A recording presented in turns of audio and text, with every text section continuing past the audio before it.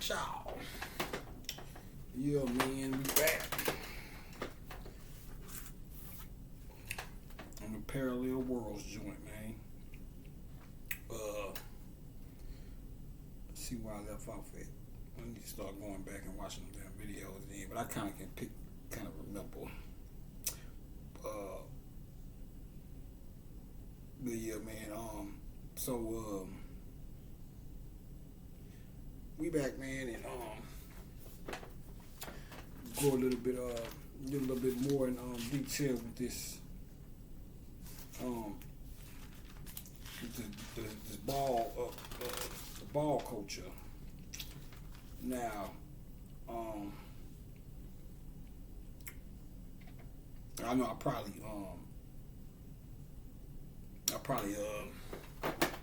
went off on a tangent towards the end, but I remember speaking about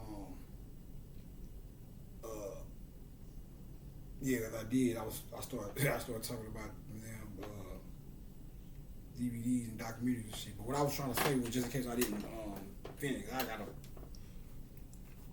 know why I don't ever just go back and watch my own videos and shit. But anyway, but what I was trying to say was, we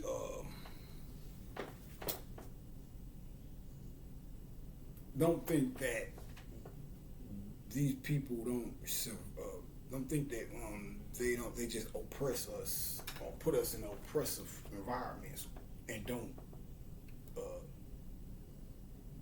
survey or have some type of surveillance on us or whatever.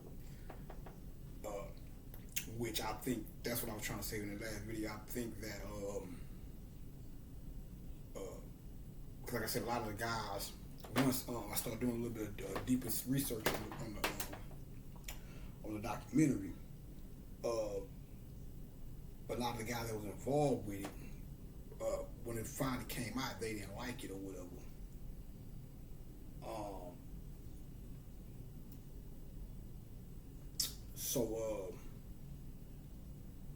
But that dependent on, like I said, it's just my take on it. Don't take this as law and shit like that.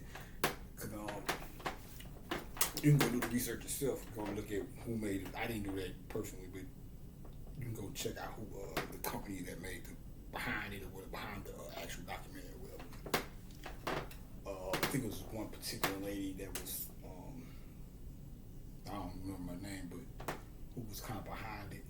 But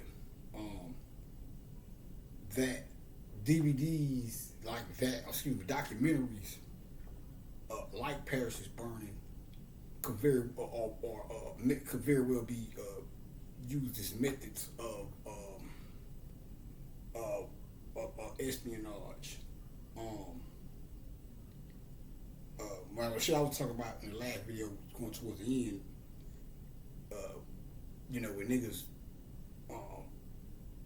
doing a bunch of incriminating shit on camera.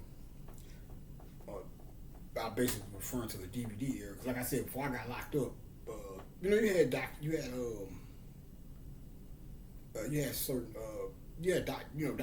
documentation and shit that was out or whatever. Take my boy Monster Cody for example. Shout out to Monster Cody. That was a real nigga right there, man. Despite all the violence and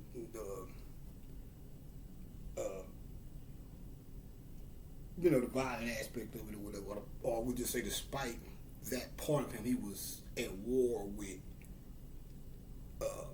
in commission to try and become what he saw as a better person and whatnot. Real honest with himself kind of guy, man.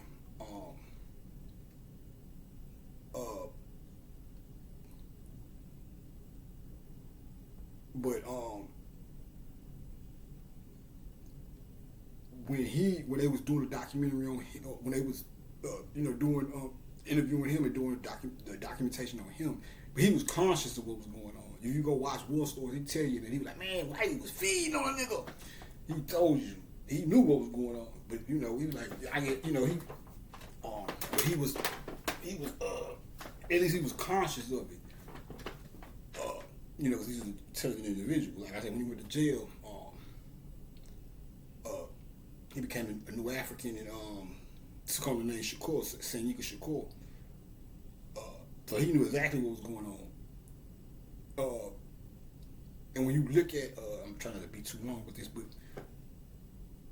when you look, now this just came on my mind. When you look at, he had the book. Then he had, I think he had like a 60-minute interview. Or whatnot. And then I pretty much, like I said, I think I pretty much got familiar with him through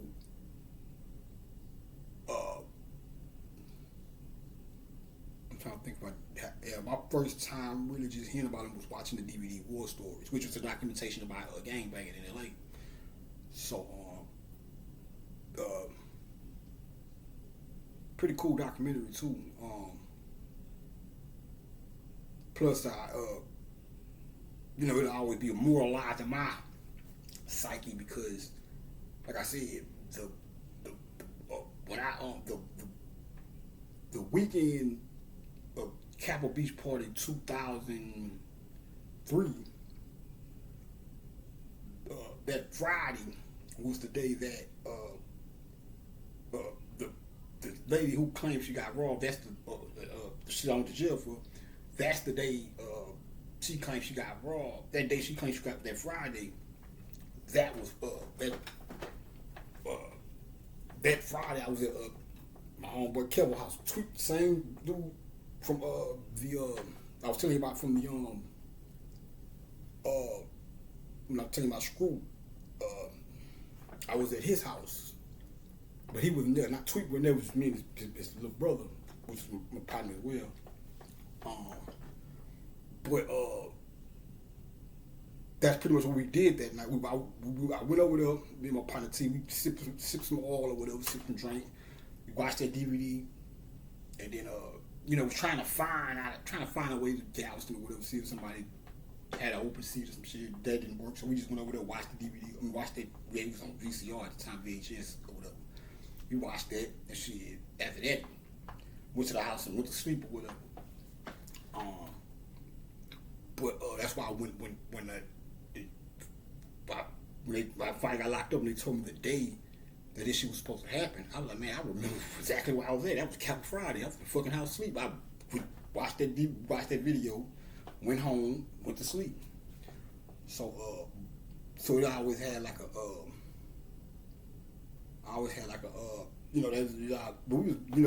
was like the thing at the time. The last 2 months I was I forgot where we got that fucking video from. Where did we get that video? But anyway, we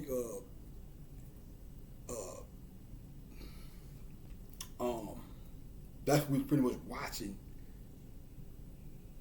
the last 2 or 3 months I was at home. That was like the thing, right, or whatever. But like I said, he knew. That's why he said, he was like, I think he was on War Story. He was like, man, Whitey was feeding on a nigga. You know what I'm saying? He knew what they was doing, but he knew what he was doing too. He was like, okay, kind of like an even exchange. You first and foremost, not even we can take it. I can sit here and I can say, well, the white man was trying to exploit him. On one hand, some people may look at it like that, but on the other hand, you have to take it a step further and look at what the white man is or what he does. He's a fucking researcher, as he should be, I suppose. So it's more than when they do these documentaries. On one hand, they can be used as sabotage. It depends on how the people that are being documented present themselves. Now, you just get on the camera and be like, yeah, we killing niggas, and that's what it is, fuck that shit, you know what I'm saying, ooh. And yeah, we selling big dope, big drugs, and all that shit. That'll be exploitation. See how these niggas act? See how these animals act? But if you get on the camera and uh, explain what's going on and give both sides of the game in an intelligent manner and don't just be pushing this shit out like it's just all good, then it can serve a better purpose. So if you can put a message, if you can put a positive message, put the medicine in the candy, so to speak, then it can serve a purpose. See, but so when I look at his situation, as with just him in particular, just to extract him from the documentary itself, because he had his own, like he was pretty much the out of everybody on that particular documentary, he was the most famous one. Who else was on there? He's about the most famous person. Because he had already been on 60. I think he had just came home from jail or something like that. But he was the only one that had been on 60 Minutes and all that. I'm trying to think, was there anybody else on that, like rappers or some shit? I don't think so. Everybody else was just straight up got cats, the bangers from Cali or whatnot, from different sets or whatever. But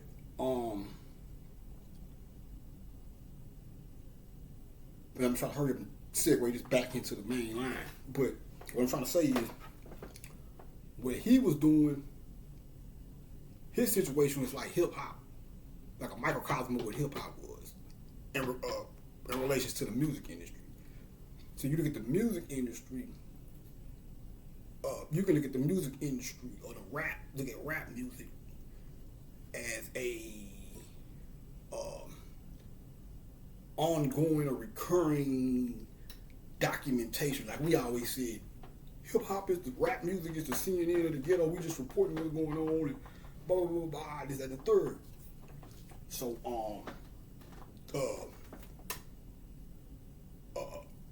and then as time progresses to now and these days, if you find out, how dirty the music industry is, or the entertainment period really, but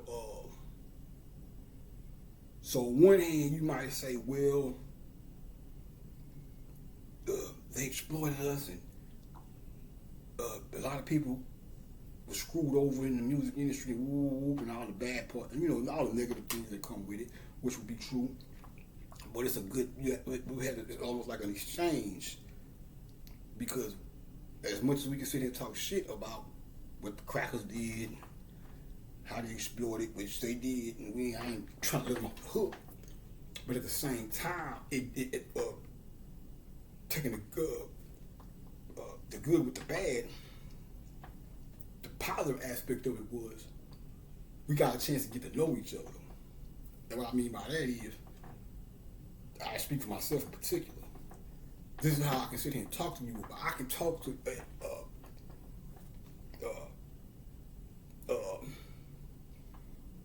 this is how I can tell you about culture, West Coast culture, East Coast culture, Midwest culture,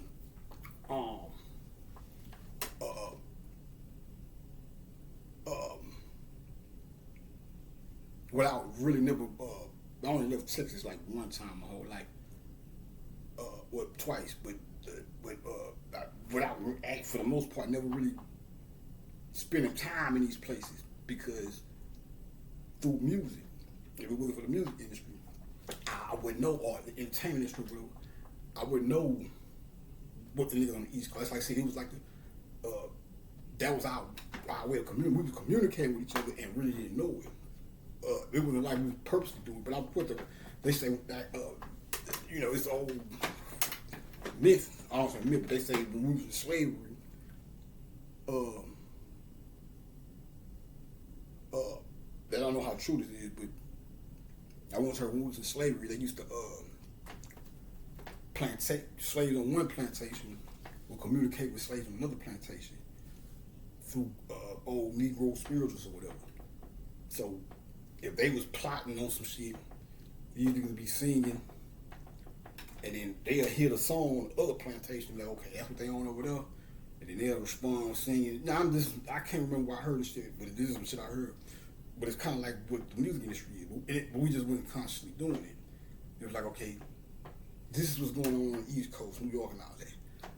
then when they put the spotlight on West Coast rolls on, okay, this is what we doing over here. And they come to the South, this is what we doing over here. Therefore, we was able to communicate with each other. And so as ruthless and cutthroat as the business is, I, as a personally, from my personal experience, it still serves a purpose because it's a lot of shit that, like I say, a lot of those things that I absorb via being a hip hop baby or a rap baby, or just to say hip hop, because I fuck with all elements of the culture. A lot of that played a part in my spiritual journey or whatnot. I can't speak about my journey within consciousness or spirituality without speaking about hip hop, and not just hip hop from around the way. Because we had our version down here that didn't get mainstream attention, so you didn't really need the music industry because it was right in your backyard, underground shit or whatever. But so I guess you could say it's bittersweet or whatever.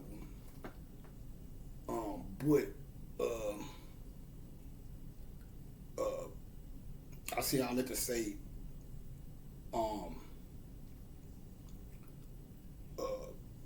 like with the DVD era, that was just niggas. But niggas started doing their own documentation for the most part, or whatnot. That's why niggas was really so loose with their whatever they was doing, because it was niggas. It was like, okay, it ain't like some white guy with glasses coming and documenting. You got these is niggas from the culture, hoods, DVDs, and all the state to state, whatever, all the different DVDs niggas see when I was locked up in magazines and shit. When I came home and started watching them, these was actually niggas going and doing the documentation. That's probably why niggas was so loose, with the way with how they was moving and shit.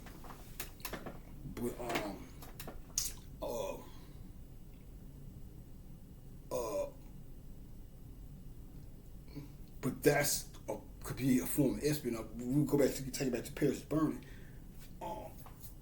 This may very well have been an espionage move. Like, okay, that's what's going on over there. But I tell you what, let's do a documentary on it and get further into it and see just where these guys are at with it. This type of shit the government do. If you're unaware of that.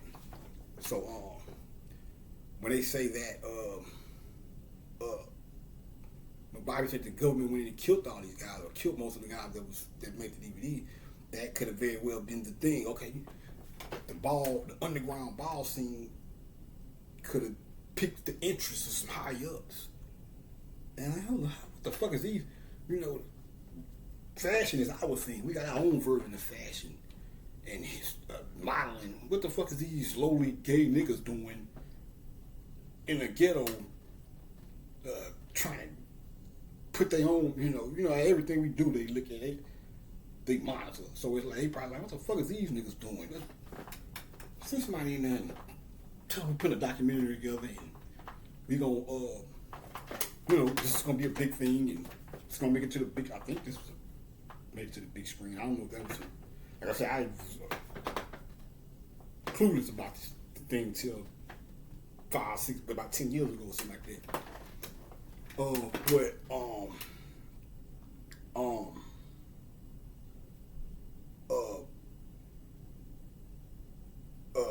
They could have very well went and said, you know what? And that's what you would call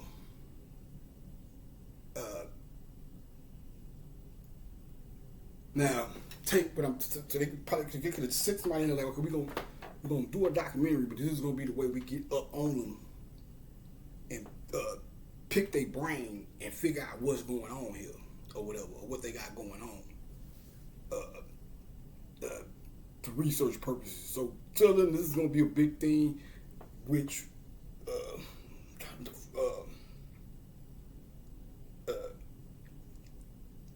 in the fact that when you look at the DVD, the documentary, you see a few of them guys saying, one of the things they wanted was fame. They wanted to be famous, and this, that, and the third. So these guys come, and of course they. I'm willing to bet most of them, a majority of them, probably had desires to make it to the upper echelon of modeling, all this, runway walking and stuff like that. So they could look at this like, well, this could be our big chance. Or just like a nigga, you come, rap and shit, come to the killer. Look, man, we doing a talent show, or we finna do this documentary on hip hop. You might, if you want to get on it, you might get some recognition and blow up, whatever. So, I think it was the Dorian guy.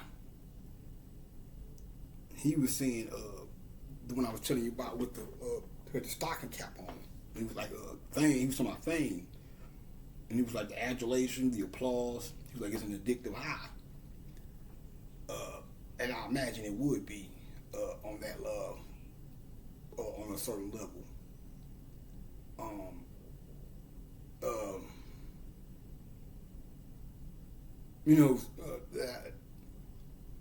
That I'm gonna be careful with how I say this because I'm not sure, but somebody shot a slug. When I see in Houston, we got we call shooting, we call sending subliminal messages, dissing somebody subliminally, shooting slugs.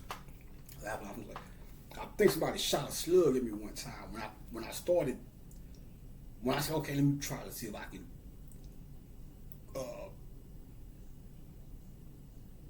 get some kind of footing in getting a career or getting my dream career, which is music, started. Not necessarily going into the industry, because by this time I knew it was a bunch of bullshit. So I was like, maybe if I could just get a little buzz, not necessarily getting too in with these goddamn bloodsuckers, because by this, like I said, this is 2016, 2017, so I know the game. This not 7th grade Sam, who was kind of naive to a lot of shit that was going on in the music industry. This is, I know what y'all doing, so maybe I can, get a little notoriety without actually get in that world and use that notoriety to make a living off this shit on an independent level. Like I said, I'm from the home of that. Well, like I said, the home where I'm from, that's king, the independent route or whatever. But somebody shot us. I think somebody, I go say there out there, like, yeah, motherfucker trying to be famous around here. And I'm like, I think that she was talking to me. Somebody I know, because we had an intimate. And maybe she wasn't, but I think she was talking to me. Because that's when I started,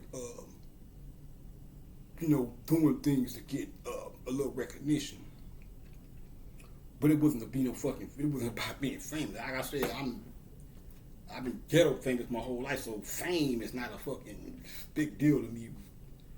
I understand both sides of the game. I understand, like, niggas used to say, you used to hear niggas in the music industry or rappers say, fuck the fame, just give me the money. And I used to be like, well, if you doing entertainment, ain't no goddamn, unless you doing some shit behind the scenes, but if you a fucking entertainer, fame is a part of the game. The more famous you are, the more bread you will get out of this shit. That's the name of the fucking game. So you can't. I just had your cake, eat it too. I want to be a rich rapper, but I don't want to be famous. It's like, unless you want some MF Doom shit, throw a mask on and, have that kind of gimmick going. I don't call it a gimmick, but piece of MF Doom, that nigga that loud motherfucker too. I just tapped in his music about 2 years ago. Had that nigga there beast with it. But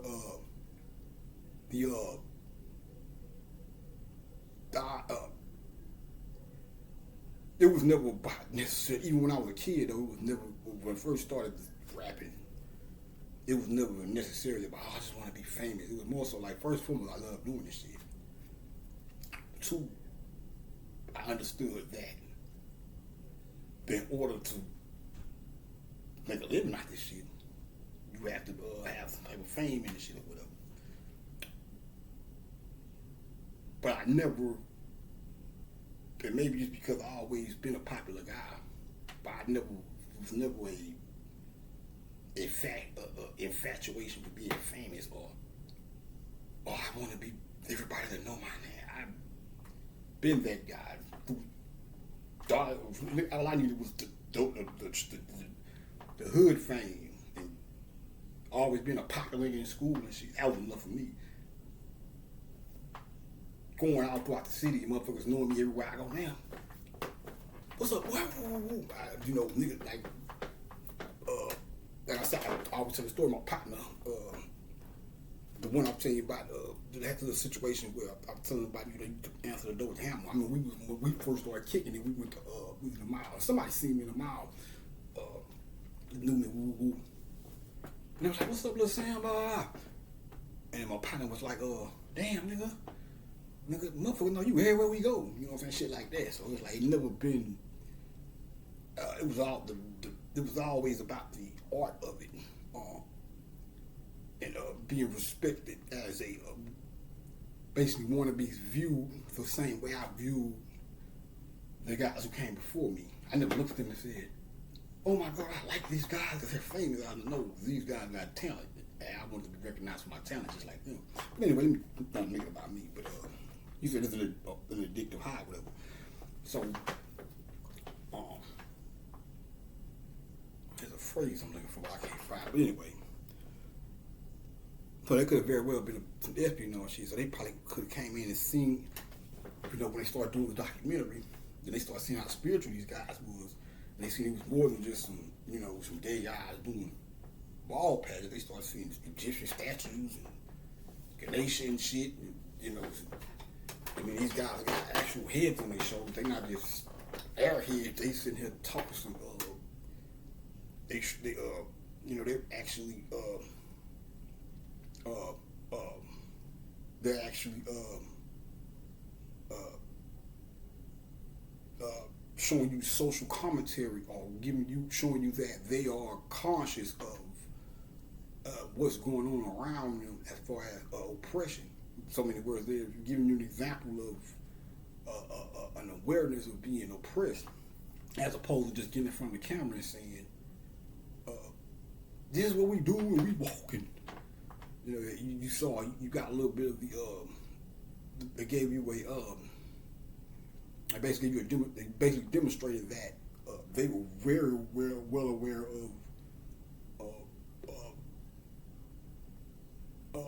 how we've been purposely held back as opposed to the rest of these races in the country or whatever.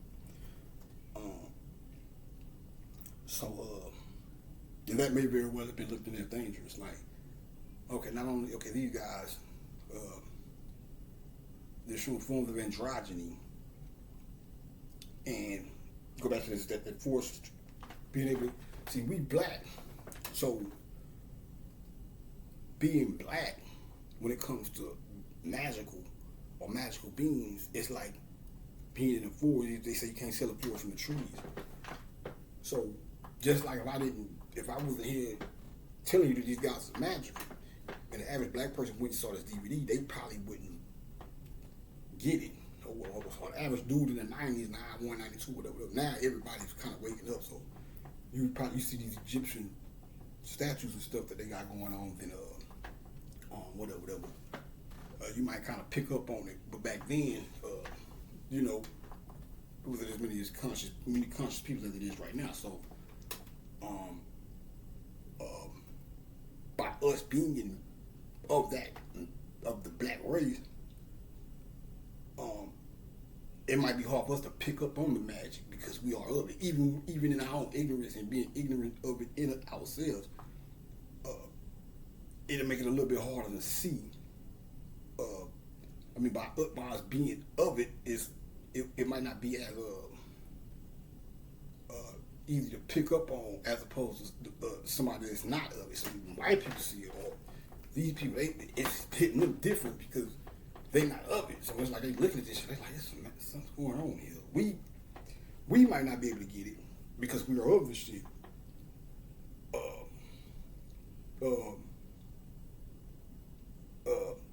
But probably was picking up something, was probably pulling on them. They was like, this shit like, it probably induces some type of fear in them or whatnot. They like something scary about these guys. And if you really pay attention, despite them being gay or whatever, you can see the magic in this shit. I'm looking at this shit, I'm like, man, this is some magical shit. Even when, like that one scene when them niggas was naming out, when they was sitting on that bench, and everybody was naming what house they was from. That shit was like, you got niggas talking about the house of Adonis. Adonis means the Lord. The house of Adonis, Pendarvis and all this shit. I'm looking at this and I'm like, man, this shit here is magical. But there's something different about these guys. I can see it, but it's because I can, even though I'm of the forest, I have a magical eye, so I can pick up on some shit. Even if I can't necessarily explain it, I can see it now. I'm like, man, it is. I say something. I can see why they would be scared of these guys. These niggas look magical. There's some magical shit going on here. Like I said, you got niggas talking about house of Adonis and this, that, and the third. So I'm like, damn, okay. So I said all that to say that was this could have been very well an espionage mission. Going up, make them comfortable with sharing what's going on with them, see how deep they are with this shit, see what's going on with them, whatever. And then after that, when they came to the determination, or came to the conclusion that, okay, there's something magical going on here. We can't put our fingers on it. Let's get rid of them. We already got the president said through the AIDS shit. Okay, they gay people already expect gay people to die of AIDS or have a high expectation or have a high chance of dying of AIDS, so we can kill them off and call it AIDS, put them under that, sweep them up under that rug or whatever. Plus I think Bobby them got this shit through a channel. Because them niggas be coming through to me. But it's under the guise of HIV. It ain't like they went in machine guns and shot niggas down. It's like, no, they same thing for Sylvester or whatever. So, another thing, so alright, so let me get to the notes.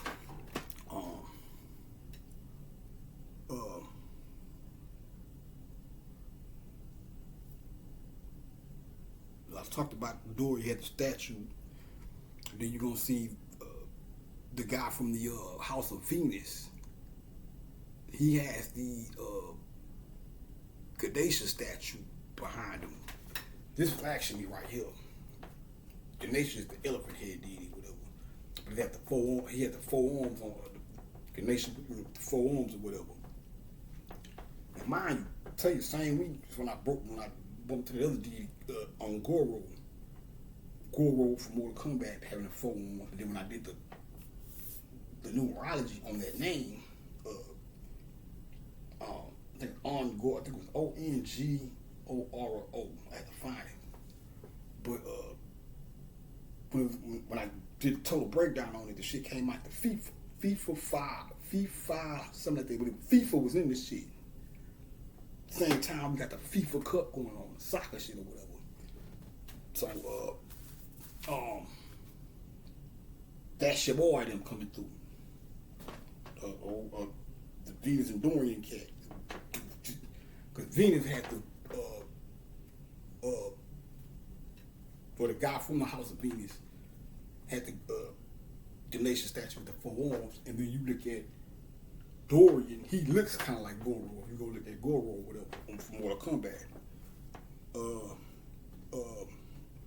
And this shit came out in 90, so this I think around the same. I think Mortal Kombat came out like 9-1, probably about 9-1, 9-2 or something like that. A little bit after. I don't think it was 90, I think it was like 91, 92. Yeah, about 9-1, 9-2, something like that. And like I said, when the fucking video first came on, to take it back to what I was saying about the espionage shit, why in the hell when this shit first come on, the first thing you see is white supremacy church. It says white, it was a Times Square shit, it said white supremacy BEG. I was gonna say begins or something, I don't know, but it went to another scene before you could see what the next word was gonna be on the screen or whatever. I don't think that was no coincidence. But that's one thing I saw too. I think what they was one of the things that scared them is they saw these people. They saw people creating a world within a world. You dig? And parallels rap. But I was saying in another video. Only difference between us is they had a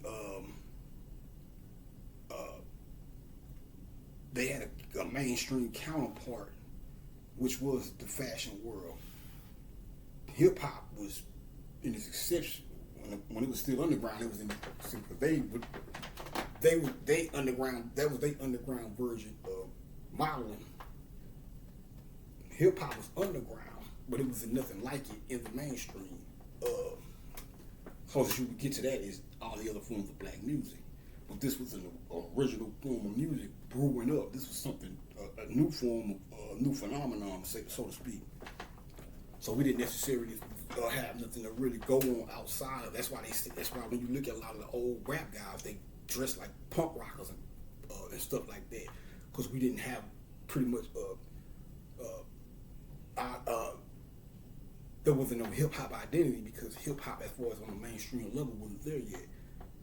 We had to develop into that or whatever, which hip hop fashion pretty much what became the way niggas separated from that punk rock, with all the and the George Clinton type of peep funk, because that's all he had. Like that's like when you look back at the old school hip hop guys and the way they dressed, the only example they had was Parliament and punk rock and all that right there. And then the D-boy, pretty much the D-boy, hip hop got his pretty much got his independent style. The style kind of went into the street guy with the streetwear guy, the D-boy type shit. You know what I'm saying? New York street guy shit or whatever. And from that point on, we start developing our own. But that's what it reminded me of. What they was doing in the underground ballroom, the underground ballroom scene. It reminded me of some shit like from Beat Street, or that was their version of what you would see on Wild Style or some shit, or Beat Street, or whatnot. That's why I said it was a parallel. That's why I named the shit Parallel Worlds, because when I was watching it, that's what I was thinking. I was like, man, this is like, once you put the sexual shit to the side, you looking at it, I'm like, damn, this shit kind of remind me of what we was doing with rap and shit. You know what I'm saying? Hip hop. They're just doing it with, it was like when I was locked up, they just had niggas used to be, this is magical shit too. Role playing. That's why even when it comes to sex, role playing is a thing. If you're into that, that is sexual alchemy or sex magic, or so to speak. But I remember when I was locked up, I used to see them niggas out there playing Dungeons and Dragons. Usually, most of the time, it'd be white boys and shit. Matter of fact, the unit I was on, it was mostly white boys, but it was one white dude that was playing with him and shit. I didn't think too much of it back then, because I was really just getting into. I was really just. That's when I first started learning about Kemet and all that or whatnot. But when I look back in retrospect, I was like, no, that's magical shit. Dungeons and Dragons is magical shit. Now, niggas ain't gonna. Average nigga on the street ain't gonna do that shit. Play that game with it. But it's like some real role playing type shit. Wizards and warlocks and elves and dwarfs, and you gotta. Don't give me the time. I never played this shit. So you want to get a better. But it was basically role playing. It's a role playing thing. It ain't it's a little deeper than just sitting there playing chess and dominoes and shit. These niggas is, I got the magical potion, and you have to counteract this nigga, but it's all in the mind though. It ain't no fucking video game, no shit. These niggas is, I don't know. You have to read up on that shit yourself. They got Dungeons and Dragons is a thing though. They got cartoons and shit, all kind of books. So but that's what it kind of remind me of when you see them in the ballrooms, like where the category is business. We oppress, so you can't. the chances of a black person having a corporate job at the time, at least, was slimmer than it is now. So, you know, I'm rephrasing, but you can see this in the DVD if you haven't watched it already. But so it's like, okay, well,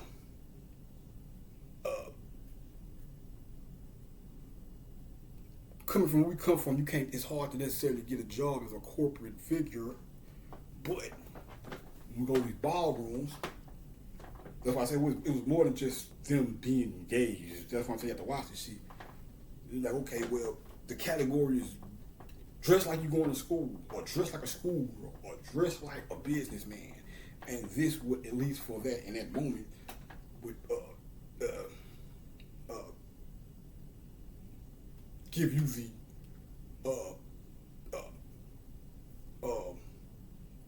you know, you say, okay, I gotta walk in that category. So you put your suit on and shit, or dress like a, or today's theme is Marine, or some kind of guy in the service or whatever. So you may have never served, or you may have never been a corporate person, but this would put you in at least on the image-wise, give you a chance to pretend or use your imagination to dress up as if you were going to a corporate meeting or a corporate setup or whatever. And that's magical shit too. We always think about magic. We think of rabbits coming out of hats and I'll put a spell on you and all that shit. No, magic is mental. That's why the word imagination, when you have the word magician or magi, same thing, M-A-G-I. Imagination is M-A-G-I-N-A-I. Magi is in the word imagination. I-M-A-G-I, that's magi. And then N-A-T-I-O-N. Don't think the people don't know that. We probably just coming into this shit now as conscious people or whatever. But if you don't think that these goddamn higher ups or whatnot already know this shit, they look like, oh, because they do this shit. Hence the game Dungeons and Dragons, which existed at the time. That game been around for years. So, okay, so I just want to get, if you, so the same way we'll look up and say, well, you know they killed, or the same way we when one of our black leaders get killed, we say, you know, they killed him because he was trying to liberate the people. It's the same thing, except for you may not see these guys as liberating it, you know, as Black Panthers and shit like that, but they still looked at them like they may not be out here openly saying power to the people and shit, but it's power in what they're doing, and they're black. Therefore, we have to shut this down or control it. That's how they look at shit. So it's the same thing, just different reasons. Bobby Hutton was trying to walking around with black jackets and rifles and shit, talking about fuck pigs and shit. They look at these guys the same way, just different categories or different. They basically see both of them as a threat, just for different reasons or whatever. If I'm saying, you know, hopefully I'm explaining it right. But and I put this in there too. And this guy here, I'm sure I might need to wait to say this because I already spent. I need to get to show the next video. I'm gonna make sure I'm gonna get straight to the damn DVD because I'm talking about a lot of shit that's outside of the documentary. Wait, I'm gonna come back to this. Let me make sure I'm gonna come back to this right here. But I ain't gonna even say that. I'm gonna just make sure I'm gonna come back to that because I had a old channel came through not too long ago. But anyway, now here's another parallel, and this is personal right here. One of the guys said, the rest of the world have sports.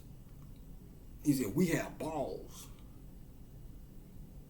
He said, "This is our world." Now, that's what I was just telling you. They saw people building the world. That's how I felt before I didn't say they were one of the reasons they may have feared these guys because they seen people building a world within the world based off of him saying that. I said that in my mind when I was watching this shit based off observation, and then he came and pretty much, if not at least partially corroborated what I said by saying it's their world. He said it's their. He said this is our world or whatnot. That magical shit. They looking at the cycle of these niggas and like, oh, these guys get it. they creating their own world. That's magical shit. Okay, well, you know what? We might be in this oppressed ass society, but we'll create our own world within it. We may see y'all doing that over there and can't do it on the upper echelon level, but we'll create our own. We'll find a way to do it our goddamn self that's independent.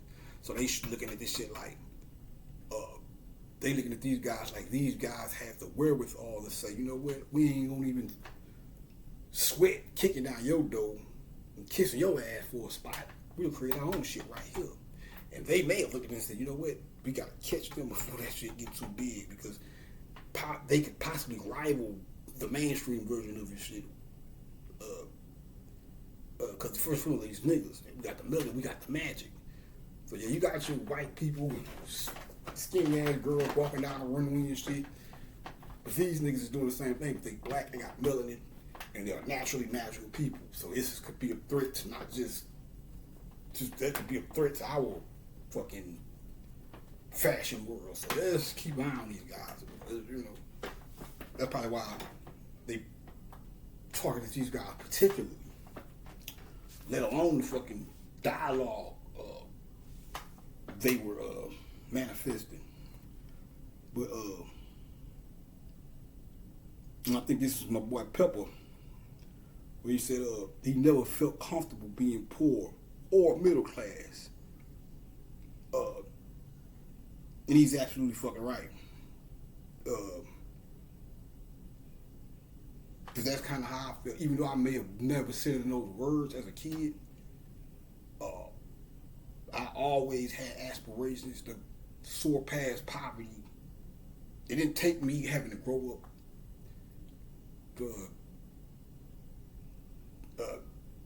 extra poor to say, hey, I need to propel myself to a fucking level of wealth around this motherfucker.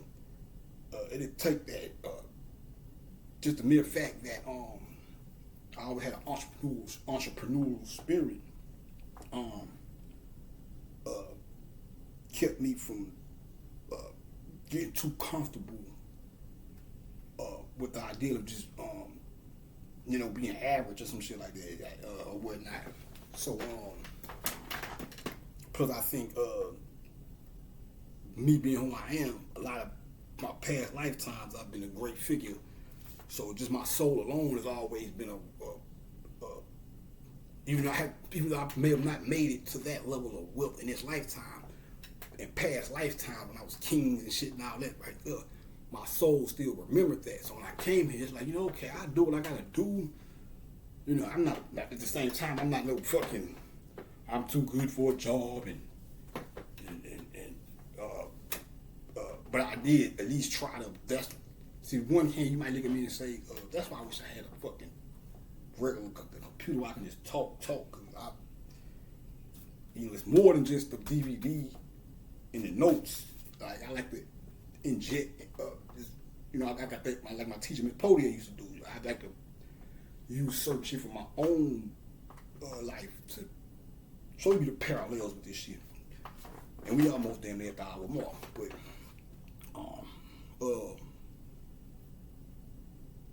he said, I never felt comfortable being poor or middle class, which may very well be something on a deep soul level with him too, because at the end of the day, I know he probably was somebody, a great figure in the past or some shit like that.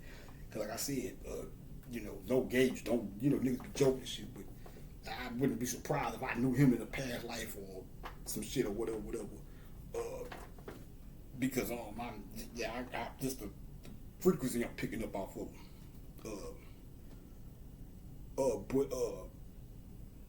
he may very well have been the same way. Probably why he didn't. He probably felt he may not have been expressing this verbally, but it may be something.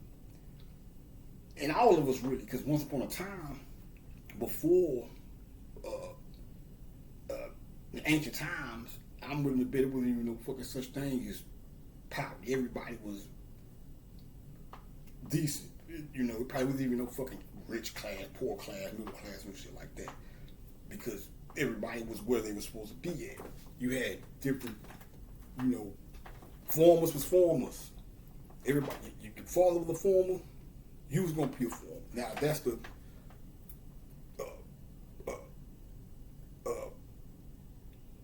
now that was supposed to change, but it had. You may look at that and say, "Well, damn, that's kind of fucked up." So you born into a family of a farmer, you automatically a farmer. You automatically gonna be a farmer. Looking at that through modern eyes, you be like, "Well, damn, I gotta be limited to what?" Because we so used to having our own individual choices, which could be a good thing or a bad thing. But at least back then, it kept the confusion down. See now, some niggas are supposed to be one thing, but they probably fucking their life up or fucking somebody else. I don't say fucking their life up, but they probably making shit, confusing shit, trying to be this when they supposed to be that, and this nigga that's supposed to be that. But just like with hip hop and shit. But because I either this niggas who's supposed to be in. Trust me, by this shit being all chaotic now, trust me, shit like this going on. You got niggas, that's why when you see somebody who don't go back to hip hop, at least rap, and talking on R&B, or whatnot, because, you know, with that, the actual talent is more so the writing matters too. But if you can sing, if your talent is to vocalize, then having somebody else write for you is not a big deal because you're still bringing a certain talent, which would be the voice and being able to use your voice as an instrument. With rap, it's about that, right? The pen and the word or whatnot. Some guys are meant to be troubadours, as I like to call them, or rappers, or rhyme, or griot spitters, or whatever. And should be making a fucking living off of that. But then you got people who really supposed to be doing some other shit. That's why somebody else got to write their rhymes. You really in the fucking way. Like, this nigga is in the, you're not a natural talent. That's why you have niggas, he's a natural. You hear that phrase, he's a natural. You got niggas who ain't even naturals, who don't even know how to write their own rhyme, or not even as good or whatnot, in the fucking way, really. And you said, oh my God, he's the dopest shit ever, or she's the dopest shit ever. Really, this motherfucker don't even write their own shit. Meanwhile, it's a nigga that's cold, like me, right? But I ain't gonna use myself as an example because I don't want y'all niggas to think that's not the case with me. It ain't like I'm sitting here, oh my God, he got my spot, they got my spot, I should be there. And even though to a certain degree that's true, but that's not the case with me. I'm not. My main thing is this right here. I may have started rapping before all this shit go hand in hand, really rap, talking this conscious shit, so I was kind of hard to, you know, on the clock. This is a big thing. I'm going to go back and explain shit. What I'm saying is,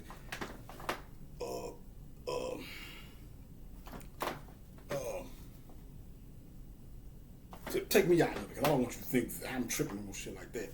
Like I said, by the time I got out of jail, when I started seeing the way this shit was going, I was like, fuck the music industry. Being that guy or whatever, because if I was to be in the music industry, I don't want it the way I can't play them games them niggas play. That's mine. I got too much integrity to play. Not saying that everybody got to compromise their integrity to survive in that shit, but just the overallness of it. This thing. But anyway, but long story short, you got niggas who just take me out of this. A nigga somewhere who's better at that shit than some of these niggas that's doing it, and really should be the exemplary of an artist who's a true artist. And And you got niggas that's in that spot who don't even give a fuck about the art. You hear these niggas, I ain't a rapper, nigga, I'm a gang. Well, I ain't gonna go off on him like that, cause that nigga, that's a bad example, cause even though he said that shit, you know what I'm talking about, like, but even that shit he's doing, he's supposed to be doing, that shit is, there's something about that fucking, well, baby, whatever. I got, I'm not the biggest fan of Baby, but that shit he does, that was a wrong example, because even that shit he doing is something griotish about it. Like, I like some of that shit. He's like he's a griot nigga, so I'm not going to put him, but there's certain niggas that don't, I wouldn't put him with that, because whatever the fuck he doing with that shit is, it kind of sounds like it's coming from his heart. He's doing it, still, whatever. But it's certain motherfuckers that be like, I'm just doing this shit for the money. I don't give a fuck about no rap. I'm just, but like he said, he's a game spitter. That's griot, same shit. But so I sit him out of it, despite the fact I'm not the biggest fan of this guy. But you got niggas who don't give a fuck about the shit. They just see it as a money grab. These motherfuckers is in the way. But then you have a motherfucker that's a true artist, but the nigga who don't give a fuck, only give a fuck about the money, he's willing to do all kind of other bullshit that come with the territory of whatever they gonna pay him to do, because it was never about the art for him anyway. Then you got a nigga over here who's like, I'm an artist and I'm good, but it's certain shit I'm just not gonna do in order to be an artist on that level.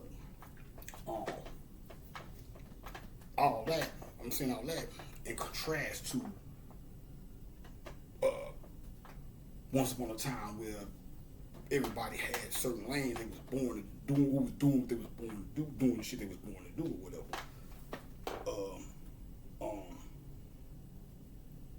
But I don't know how the fuck we got there, but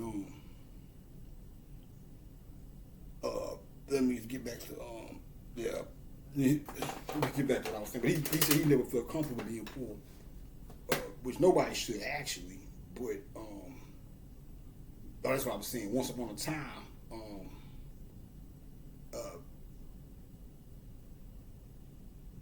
I ain't gonna say poverty totally didn't exist, because even when you go back to the mythology of horrors and Set represented, one of the things he represented was poverty or lack or negation. But we was always, but we were, back then we were ruled by just, more righteous and just rulers who fulfilled their obligation of making sure that everybody was taken care of. Everybody had a roof over their head. This is on a worldwide, ultimately speaking, in the grand scheme of things, the way we live now is we can't even fathom everybody being all right, or at least having the basic necessities of life. But there once was a time when that's what it was, because the people that was in power, the rulers, that was their job. It wasn't just about fucking you. What's the word I'm looking for? What the fuck is wrong with my memory today? It wasn't about you just, what's the word I'm looking for? It was about you just having everything and at the expense of everybody else. It was about you having what you had, but you had a duty and an obligation to making sure that the people were all right, your subjects or whatnot. So, as opposed to now with white people, and we don't just say white people because before they even came, it was supposed to happen. We were supposed to go through a 6,000 year period or certain period of fucked up people running the world. So when the fucked up people start running the world, whether it be black or white, because niggas was fucked up first. You had, that's how white people end up getting here, but or coming about. Which was all a part of the prophecy as well. So we ain't just in this trying to shit on all white people. But I'm just telling you. You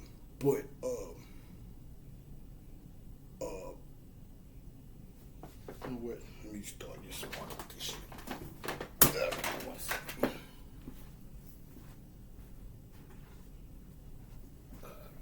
So I can. Damn, man, I need to give me a better form of recording because this hour shit ain't done. But I'm going to start back right here and then pick up there. Yeah. So let me close that out before I end the video, so I won't be all leaving loose ends and shit. But what I'm trying to say is the reason why he probably came from a fucking his last incarnation. I don't know his thing. I'm trying to sit here thinking I'm studying his past life and shit, but I'm just giving you what could be an example. He may have come from a time, his last incarnation on Earth probably was a time where poverty was pretty much unheard of or some shit, or everybody pretty much had what they needed or whatever.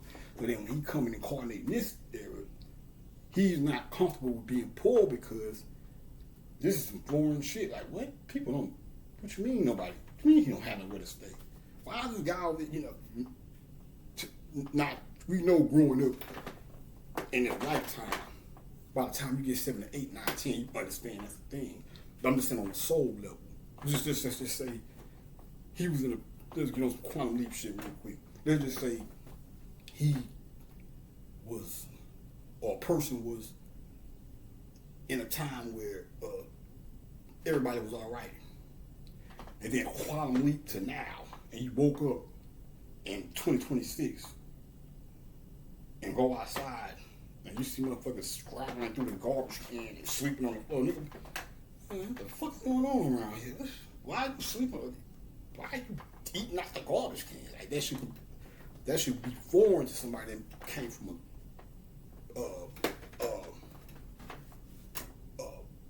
but that's looking at shit on a soul level. Now you will get it today because you were born in today's time.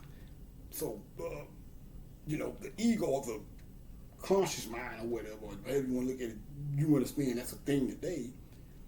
But that part of you that would be like, I'm not comfortable, or it could very well be that soul part of you who comes from an era where that shit wasn't really that much of a thing.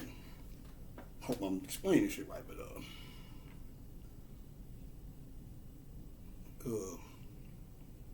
then he goes on to say, he was looking at shows like Dynasty, which you young guys probably not. I don't know if that shit still come. I don't think Dynasty still come. I know One Life to Live. Dynasty wasn't really a soap opera anyway. I think that was like a TV. Yeah, Dynasty was a TV show, but Dynasty was like a TV show about rich white people and shit. But he was saying he used to watch Dynasty and be like, well, damn, why we can't have that? Why we can't have the big houses and fancy cars and he was like, these people got these big houses, 10, 12 rooms and shit. Like, why we can't have that shit? We as in black people. And that's when he came to the part where he said he felt cheated. Or whatnot. Now, I'm going to say this, I'm going to end it up this, and I'll pick back up, make sure I pick back up and get right into it when I do the next segment on this. But your man's, the MC of the ball. Now, I like this guy right here, Paul. So funny style. Niggas like to be funny, but he's still alive. I seen I think he's conscious. He's still alive. I seen the short on YouTube where it say guys that's still alive from the Paris is Burning video, and he was one of them. He had like a dashiki on, or like a African garb on, which doesn't surprise me because just the way he was talking, it felt like it was otherworldly, so to speak. But he told them guys, you have space to do all you intend to do. That shit came out magical to me. Even though he was speaking to the guys in the ballroom, in regards to whatever it was, whatever he was talking about at that time. That shit resonated. It almost seemed like he was saying the world belongs to you, black man. It shit came off Elijah Muhammad-ish to me. I don't know why, but it almost felt like he was. It almost felt like he was saying, "Put your mind. You can do whatever the fuck you want to do. You put your mind to it." That's just the way it came out to me. And I'll stop right there, and I'll pick up from there when I come back. But y'all just hold tight, man. Peace.